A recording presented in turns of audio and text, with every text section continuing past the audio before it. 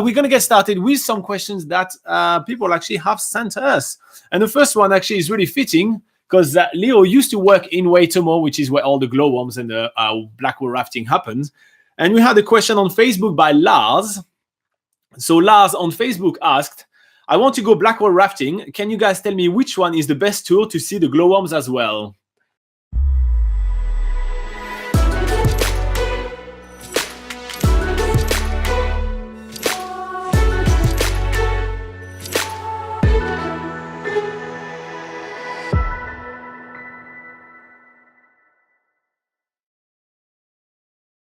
Cool. So in Waitomo, just so you know, Waitomo is located in the west coast of the North Island, and yeah, beautiful, tiny little village, and it's all about caving. There's about 400 caves mapped and surveyed around that area, and yeah, so there's about 5 companies that do tourism.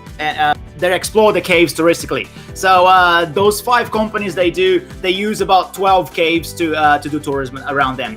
Now, in terms of adventure black rafting, so just so you understand, blackwater rafting is actually tubing underground. So that was a concept developed in the late 80s. So what black rafting is you have a inner tube or a floating device, and you sit on that, and then you float downstream in an underground river. Right? That's one of the tours that do that, or a couple of the tours that do that. So that floating down underground rivers in caves while you're watching glowworms. Glowworms are these little glowing creatures that live inside of the caves. So when you look in the darkness, it actually looks like you are in space, essentially.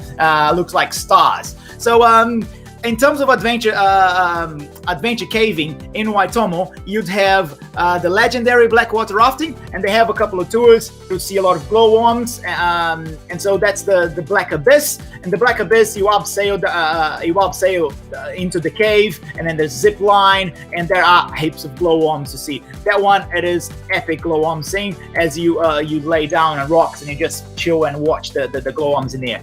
The Black Labyrinth is another one that you just mainly float downstream and you're floating on those inner tubes, and a lot of glowworms in there as well. And then you have the Black Odyssey. That's actually a third tour, and that one is not in the water. You're actually high above the water, but it's still underground. So you're about 15 meters up above the water, but it's still underground, and there's glowworms to see. Out of these 3, I think the glowworm, the Black Labyrinth will be the one to see, but that will have more glowworms. Now there's another company that do adventure tourism as well. That's Waitomo Adventures. They have 5 different tours in there. Epic trips. You have the most classic one is the Lost World, in which you're gonna abseil about 100 meters down into the crater of the cave before you get into the cave. So that one, they do a 5-hour tour or a 7-hour tours, and you sort of walk along the cave to the end.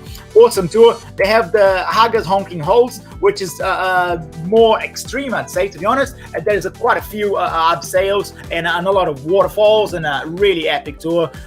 There's the Tumu tubing as well, which is mainly floating downstream, which there are a lot of glowworms to be seen in there as well. The most beautiful caves that Waitomo Adventure explore is the Saint Benedict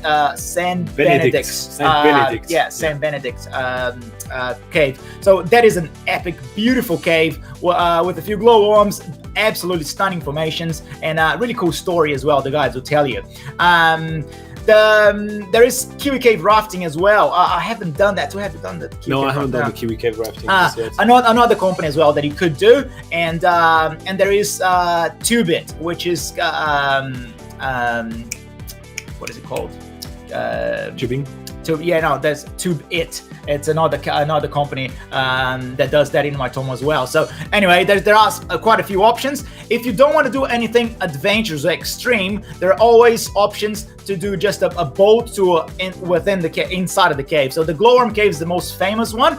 However, is the busiest one, especially now in summertime, right? There is a very good option called Spellbound. That is an awesome tour, and a ton of glowworms that you see. The tour lasts about 2 or 3 hours, but the cave is stunning. So well recommended if you don't want to do anything extreme. My preferred extreme one would be the Black Abyss with the legendary Black Raft, and that's my personal favorite.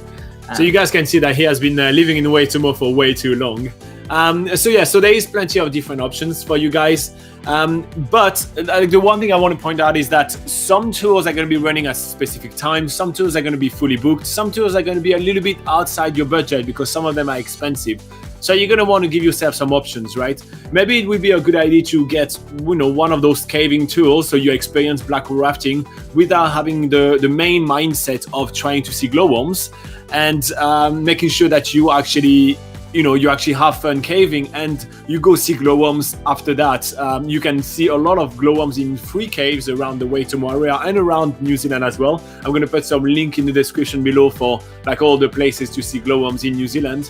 And otherwise, seriously, if you just want to see glowworms, head to Spellbound. It's absolutely mind-blowing. It's literally those beautiful night sky pictures right before your eyes. It's crazy amazing. But I think that covers everything about this question. As you can see, Leo is definitely he has a lot to say about that because, well, he used to live in Waitomo for quite a while. How long did you spend in Waitomo? Actually, 2 years, right? A good 3.5 years. 3.5 years. Holy cow! If you go to Waitomo, there's a few other things to do around the area as well. There's the Marakopa Falls, which is just about 40 minutes. Waitomo is about just under 1 hour from the coast itself, so it's a very windy, narrow road, but it's worth exploring. If you do have time to spend there, worth going all the way to the coast. That's Marakopa, and there's a little beach just on the side to the south called Kihitahiri. There's nobody there ever, which is really awesome. You just have the beach for yourself, and then make sure you do check out the Marakopa Falls and the natural bridge that's on the way to the coast. So really cool. And video of those two ones is going to be in the description below for sure.